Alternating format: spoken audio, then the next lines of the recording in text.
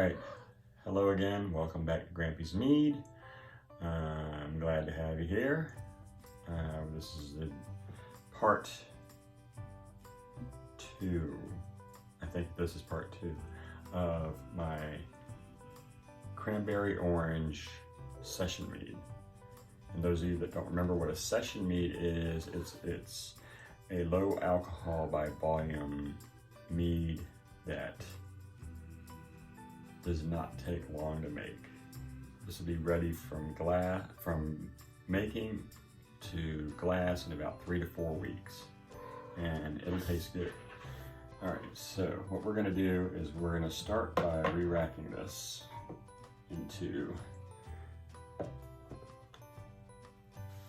I don't wanna touch my face. Re-racking this into a larger container because we're gonna be adding more ingredients. So, no better time like the present to get started.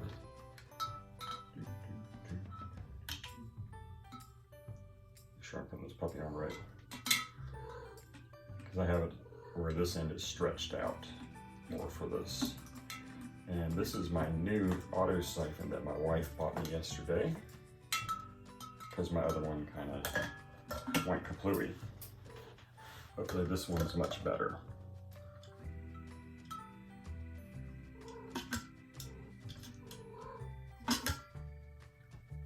I definitely have to say it's much better. As you can see, there's a lot of lease on the bottom here. We don't want to pick that up. We want this to move over into the new bottle with as little, not contamination, I don't want to use the word contamination, with as little as few particles as possible.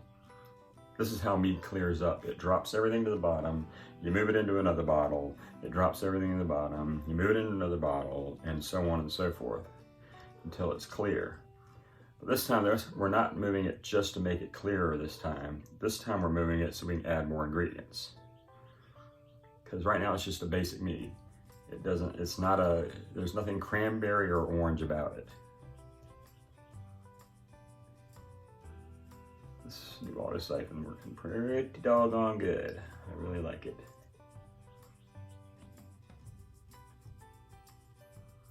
Gotta go as slowly as possible so that you don't disturb that lease on the bottom. That's it, that's the bottom of the bottle. That's as far as I'm going.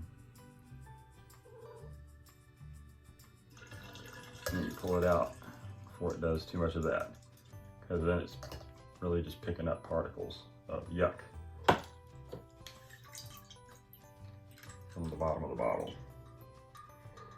Okay, there you go. Re-racked into a bigger container so we can add our ingredients. All right. Okay, now we're back. Now we're gonna check our gravity. So we can see where we're starting because now we want to get our final gravity up to 1.25.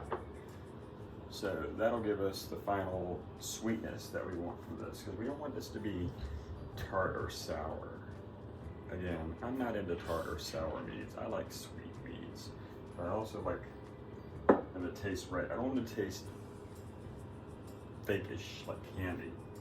I want them to taste good, like alcohol. So let's take a look, shall we? Our gravity.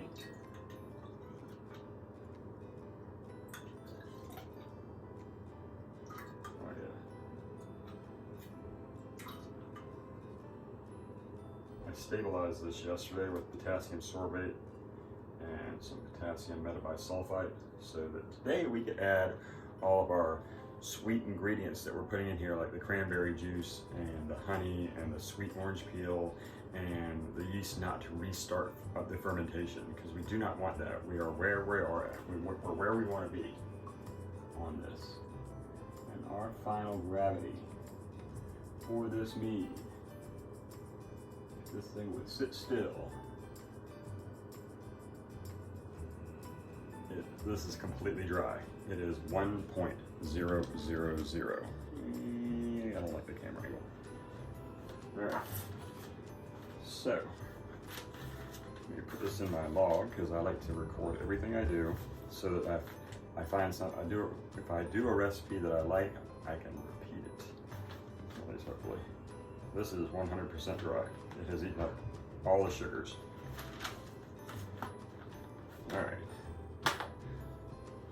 Now for the fun part. Mixing. Alright, so we're gonna put all this back in here.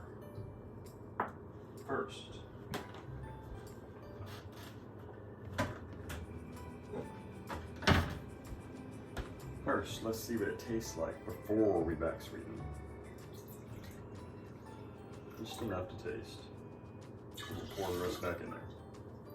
A lot of people say you shouldn't do that, but I sanitize everything, so I'm going to. Definitely a strong smell, alcohol smell there.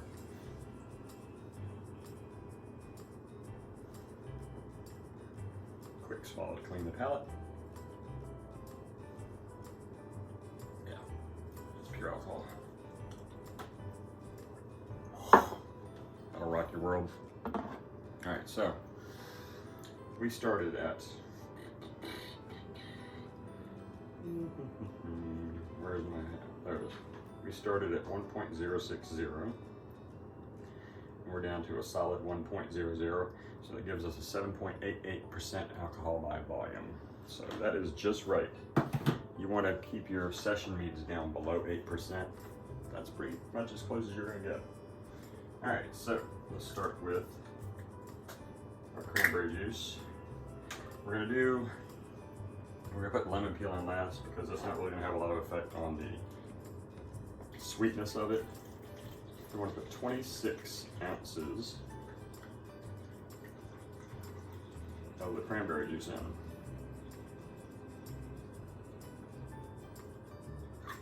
And this is pure unsweetened cranberry juice.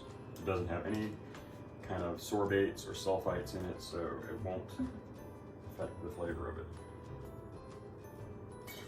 I've already put enough sorbates and sulfites in here to preserve the flavor of my meat. I don't need any more. All right.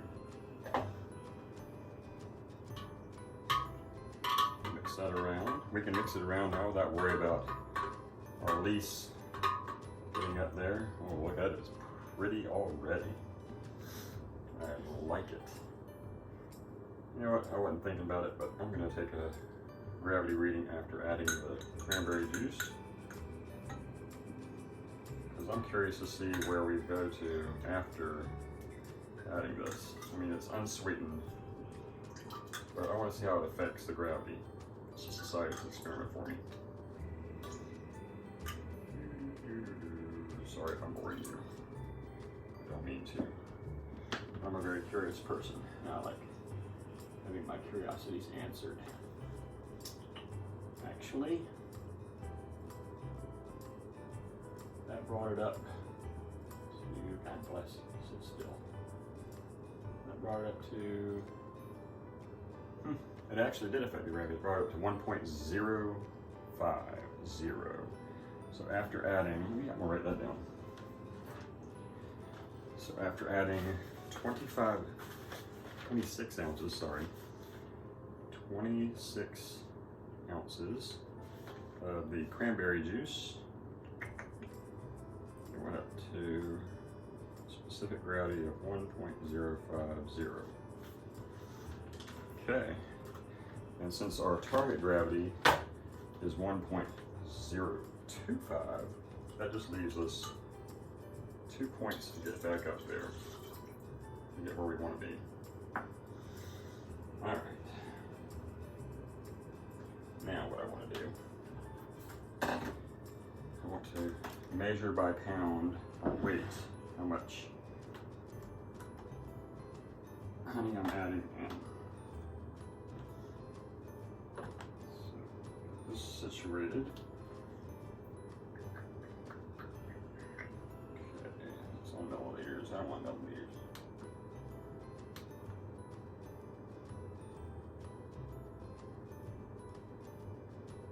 Pounds and ounces. Let's tear that out. It's still not right. Okay. So,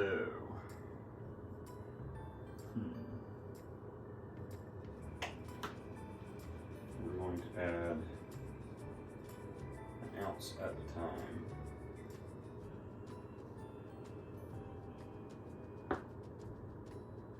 So I don't want to overshoot my mark.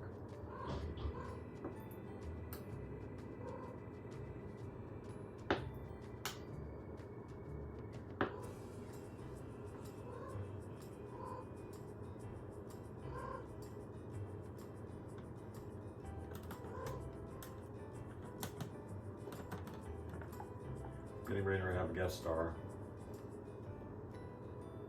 There we go, 1 ounce. Rear beat. No, come on, baby. She's in heat, so she wants a lot of attention. Okay, let's get that good mixed in.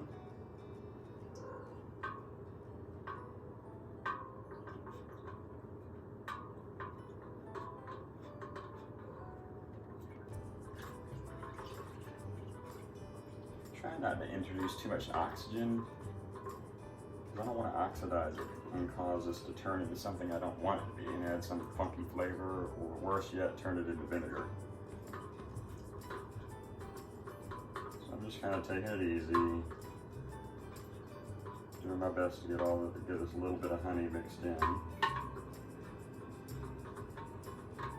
fact, I have a better idea after this. Let's see where this puts us at.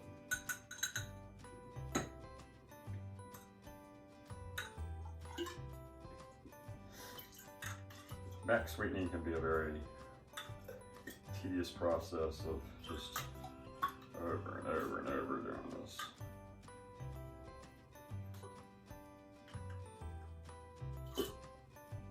But I enjoy it. Not everybody would.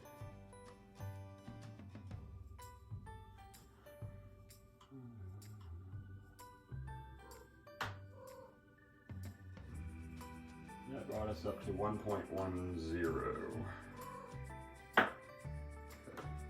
Here's my idea. I don't want to use it. I'm going to, give me 1 second.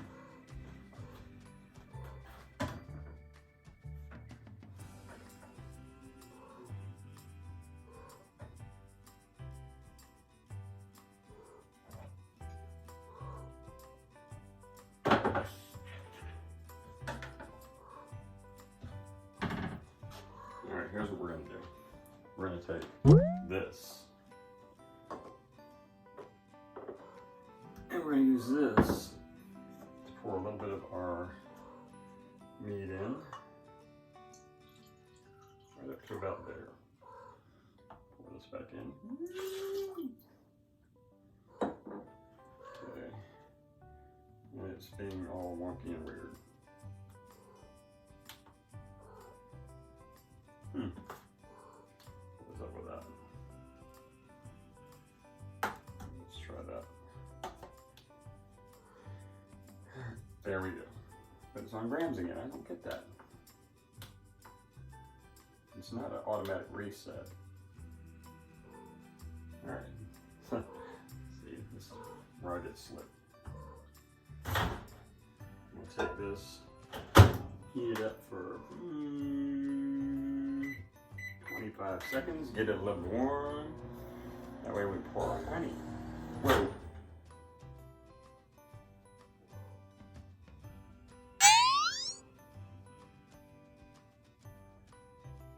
Not sure what is in there.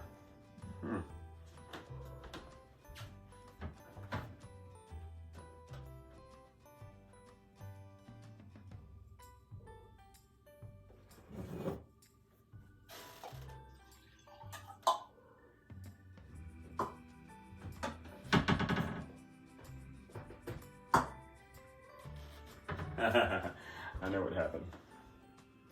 I'll show you. I don't think my wife's gonna be real happy about this. I didn't realize this was a light up cup, and it has batteries in the bottom of it. I just fried those puppies, and I think I meddled in there. Glad I caught that before I blew us up. All right, let's try that again. I know this cup's okay. My son gave me this cup.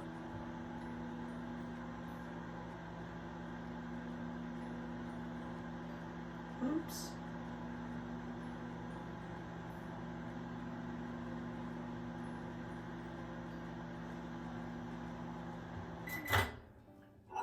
That's a rancid smell too. Ugh.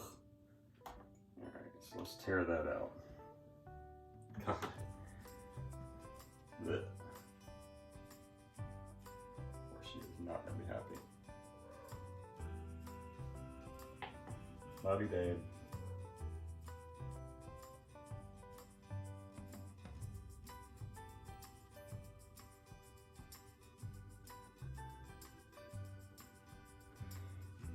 Since one didn't bring us up to where we wanted to be, and we still have a ways to go, we're gonna go for 2 ounces. There we go. 2 ounces. Need something better to stir with. Yeah, I've already sanitized this, so we'll use this. Not what I was planning on using, but that's okay. It's nice and mixed up. This way we'll pour this in and mix this in, and it'll be so much simpler because the honey will already be mixed in good. And then we just check our reading.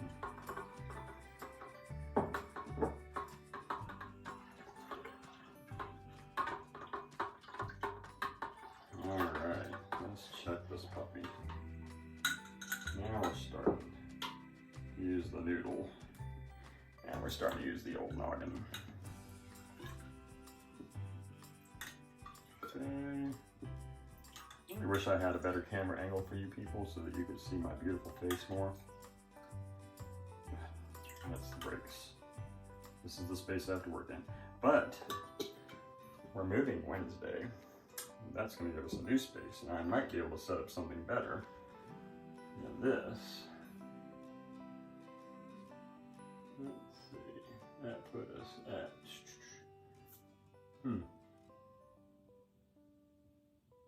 well, that didn't move us much at all. It brought us up to 1.12. Okay. Onward and forward, we shall go.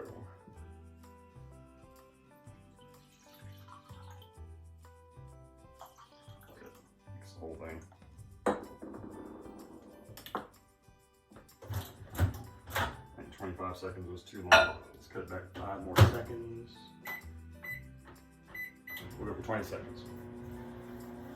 Why waste time? Bye. My wife loves sloths, so she bought us these Mr. and Mrs. Slothy cups. Or no, she didn't buy them. One of my kids gave us this. Give us these for Christmas. My wife loves sloths. Alright. That would be one of my babies you hear crying. Stash. I have 3 kitty cats.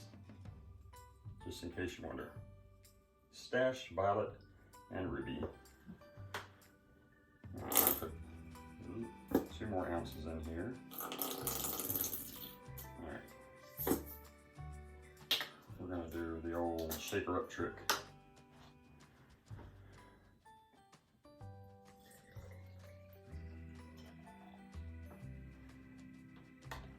So we can get all our honey. I don't like to waste honey. Honey is expensive. And with the economic market right now, with the war in the Ukraine, I really don't want to take any chances on things going up more and wasting honey. Honey is like gold to me. Since I'm a mead maker. Makes sense, right? Alright.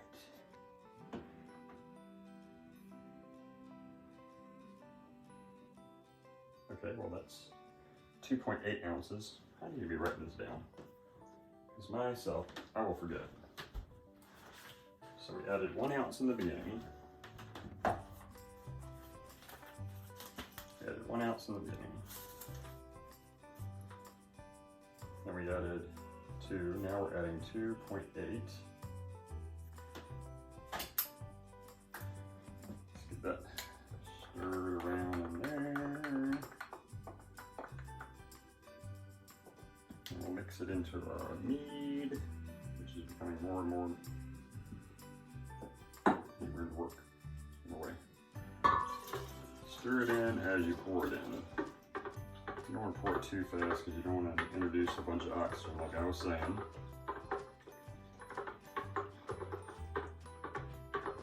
And we're going to give it a good mix so we can get our honey mixed in there nicely. So we can get a fair and honest reading. Well, you notice how I stick my finger in when I drop that in? The hydrometer. You know why? It's because I'm using a glass test tube and a glass hydrometer, and I don't want to drop a heavy hydrometer in there and break my test tube, or vice versa, break the hydrometer. All right, let's see. All right, let's see.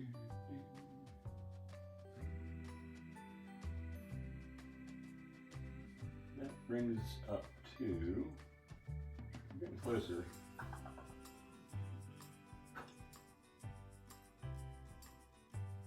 Oh, 1.20. We're getting closer. All right. I like the sweet taste of success, literally.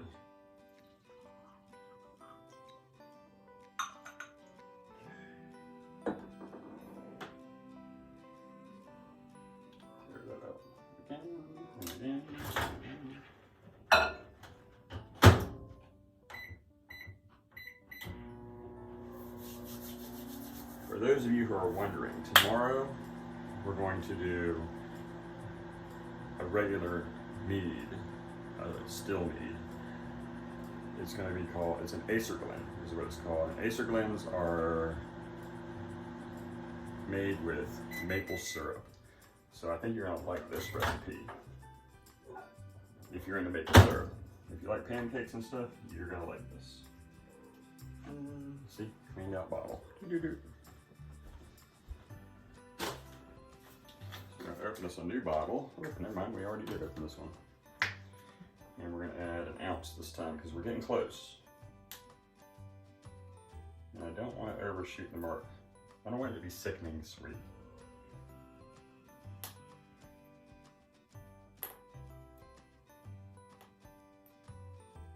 Come on, baby.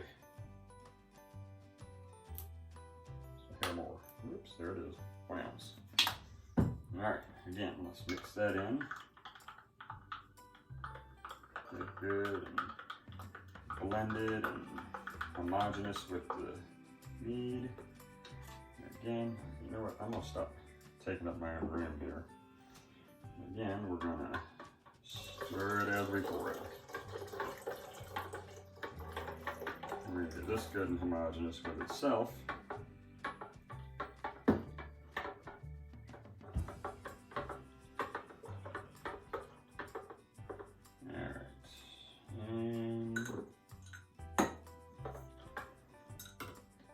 Check this out.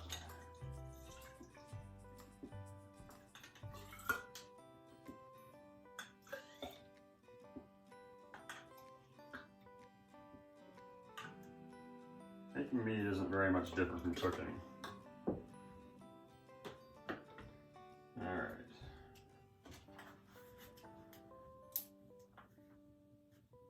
Another ounce. Making mead, unlike distilling,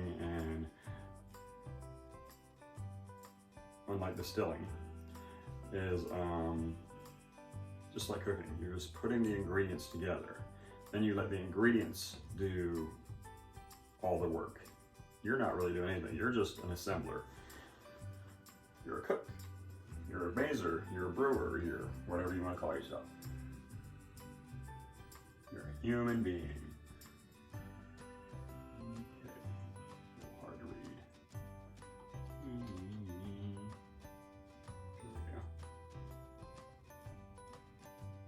Now we're at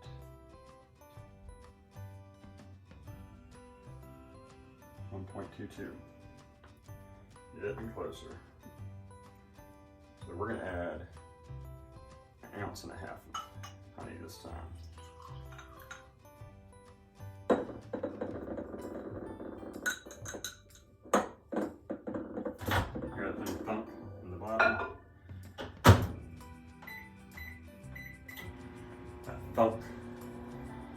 end up being a break or a crack or something, and I don't want that.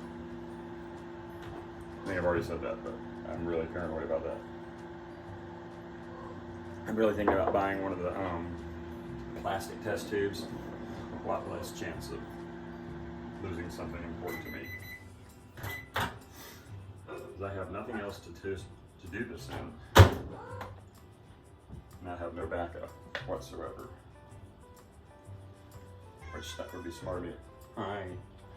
Smart of me to buy some more test tubes. I've got 3 more hydrometers.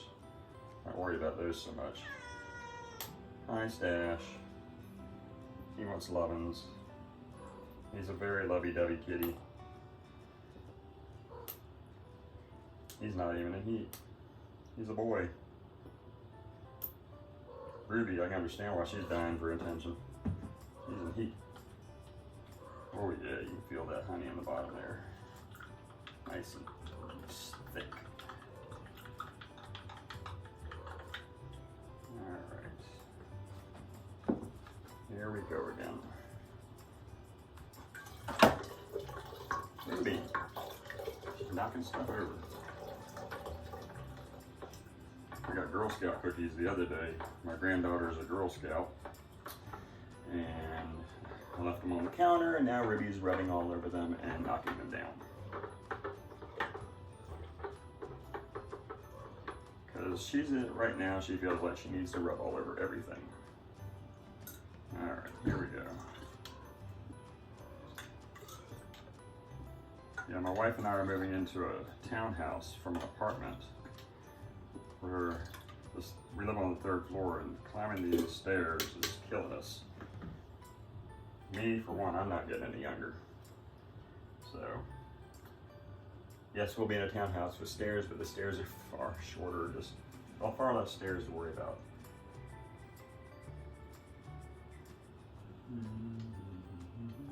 Suds off of there so we can see what we're doing. Come on, puppy, get in there. That wants to be difficult. Alright, now we're looking at we hit 1.25. Yay! And now for my favorite part, tasting it.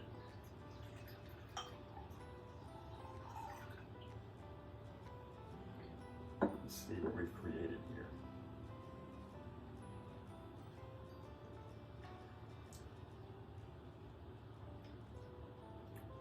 Cranberry makes it tart, but I like it. You still have, it has that nice residual sweetness to it.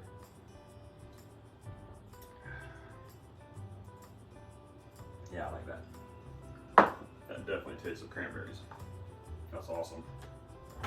All right, now for the final. Now for the final touch. We're gonna put an ounce.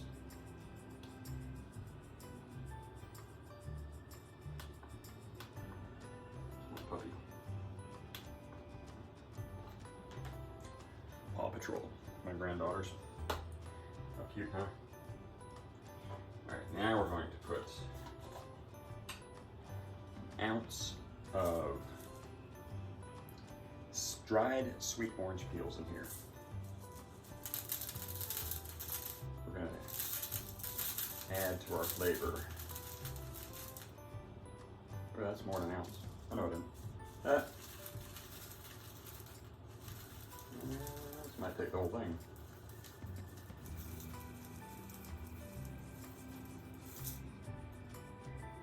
It does. That's all my orange peel.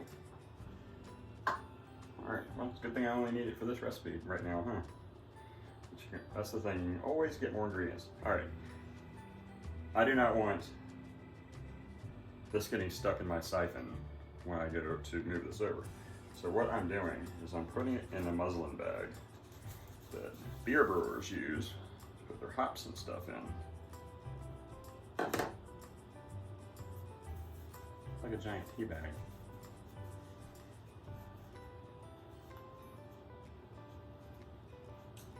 One might say. Mostly because I am lazy and don't want to have to fight with this later. Let's see. Yeah, that'll work perfect. Okay. So what we want to do is submerge that. Get nice and in there. Take our airlock out here. We're going to run this through here.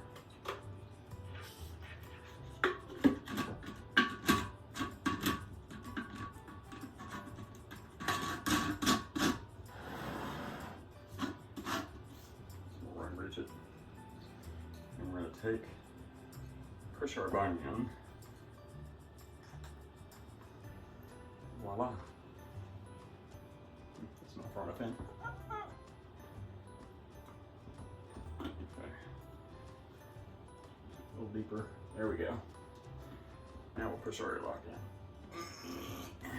Okay. Voila. Now the orange peels are steeping in the mead, which will add a nice citrusy, tangy flavor to it, and it'll also increase the sweetness a little bit. But there you have it. All there is now is to wait. Let me see. Where's my phone? Let's see. This recipe says in 7 days we're going to rack this off of here. So next week I'm gonna make probably another video, a part 3 for this, just to show you how we get everything off of here, and I've simplified a lot of it by not having to dig out, not having to try and siphon out all those orange peels. But so in 7 days we'll rack this off of the orange peels and any sediment that might build up, and then we will go from there. And then we'll just let it clear, and then the next video we'll have is bottling. All right, so thank you for joining me again. If you have any questions, any suggestions, any ideas, leave a comment in the comment section, and please like my videos, and please subscribe to the channel. It helps us out. I can't start doing live videos until I get to 50 subscribers. I do have a Twitch channel, Grampy's Mead, where I'm doing live videos, and today I just started doing live videos on Instagram as well, and that's at Kong1968. So check all that stuff out. You can comment on any of that stuff, I don't care. I like hearing the comments. So until next time, have a good day, and I will see you tomorrow when we start our new mead.